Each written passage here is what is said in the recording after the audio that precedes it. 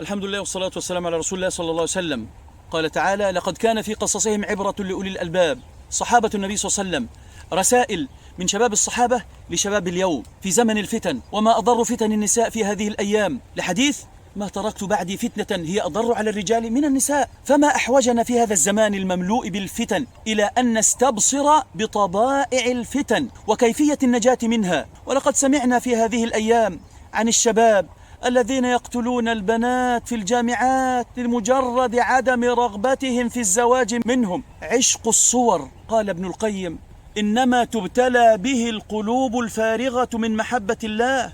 العلاج إشعار نفسه اليأس منه، فإن النفس متى يئست من الشيء استراحت منه، وتعلق القلب بما لا مطمع في حصوله نوع من الجنون. والعشق من أعظم عذاب القلب، يشتغل به عن مصالح دينه ودنياه. قال رجل لابنه: يا بني، امشي وراء الأسد والأسود، الأسد يفترسك، الأسود الحية تقتله، ولا تمشي وراء المرأة لأنها تودي بك إلى جهنم. قال سعيد بن المسيب رحمه الله: ما آيس الشيطان من أحد إلا أتاه من قبل النساء.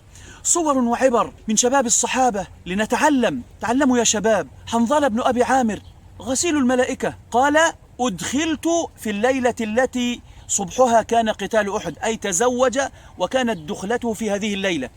فلما سمع هواتف الجهاد، أي منادي الجهاد، وهو على امرأته في ليلة عرسه، انخلع من أحضانها وقام من فوره إلى الجهاد، ولم ينتظر حتى يغتسل من الجنابة، فقاتل مع النبي صلى الله عليه وسلم حتى قتل رضي الله عنه.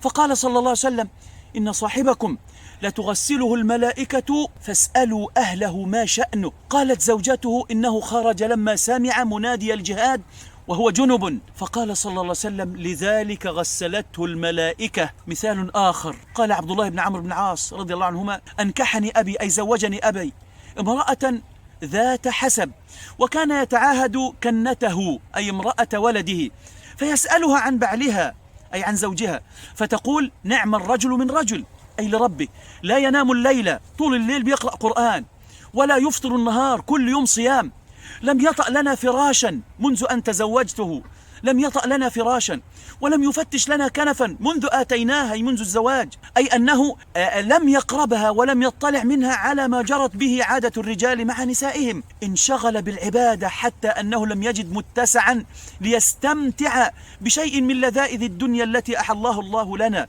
وجد السعادة الحقيقية في قربه من الله بصيام النهار وقيام الليل.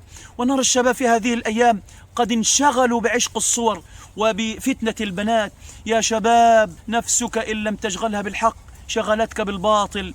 اللهم جنبنا الفتن والفواحش ما ظهر منها وما بطن. والسلام عليكم ورحمة الله وبركاته.